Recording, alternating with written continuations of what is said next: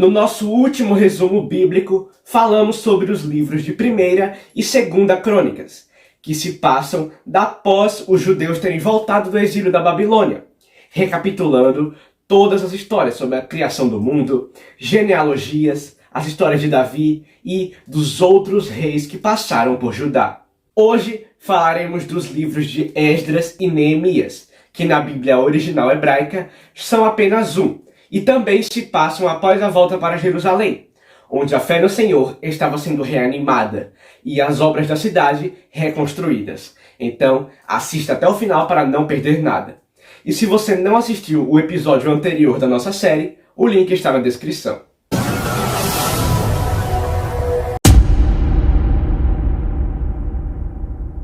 No início do livro é citado novamente o decreto feito pelo rei Ciro o Grande, da Pérsia, que havia dominado o Império Babilônico, e após uma ordem de Deus, libertou todos os judeus que estavam como prisioneiros. Assim, eles poderiam voltar para suas terras. Então, há uma enorme lista com o nome de várias pessoas e famílias que regressaram para Judá. Depois disso, o primeiro dos 3 líderes que serão citados nestes 2 livros é levantado, e o seu nome é Zorobabel, um descendente de Davi e neto do penúltimo rei de Judá, que começa a comandar um grande grupo de judeus retornando do exílio, e ali eles oferecem um sacrifício para o Senhor, através de um altar, e depois começam a preparar a reedificação do Templo de Jerusalém. Porém, os adversários de Judá chegam e oferecem ajuda, mas Zorobabel não permite e diz que eles não têm nada a ver com aquilo ali.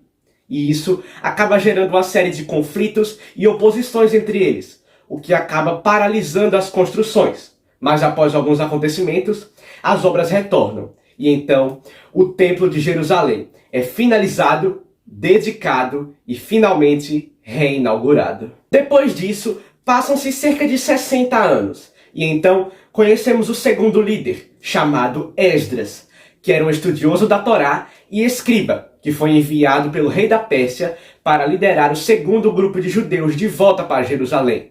E o objetivo desse homem era trazer a renovação espiritual e social para o povo. Então ele faz orações, chama levitas, ordena jejuns e muitas outras coisas. Até que um dia ele descobre que vários judeus haviam se casado com mulheres de outros povos. E como podemos ver em outros livros da Bíblia anteriores, isso não dá muito certo. Então, Esdras ordena que todos eles despeçam suas mulheres e as mandem de volta para suas terras. Assim, este livro termina com a lista com o nome de vários homens que se divorciaram das estrangeiras. Logo do início, conhecemos o autor e protagonista deste livro, que também é o terceiro líder dessas histórias, chamado Neemias. E ele é um judeu que trabalha como copeiro para o rei Artaxerxes da Pérsia, um cargo de muita confiança. Até que um dia ele fica sabendo da situação em que sua cidade natal, Jerusalém, estava. Então faz uma oração por seu povo e consegue a permissão do monarca para ir até o local. Após chegar na cidade, Neemias consegue juntar várias e várias pessoas para trabalharem na reconstrução dos muros que estavam destruídos. Porém, algumas pessoas de povos estrangeiros não gostaram nada dessa notícia e começam a fazer uma forte oposição a Neemias.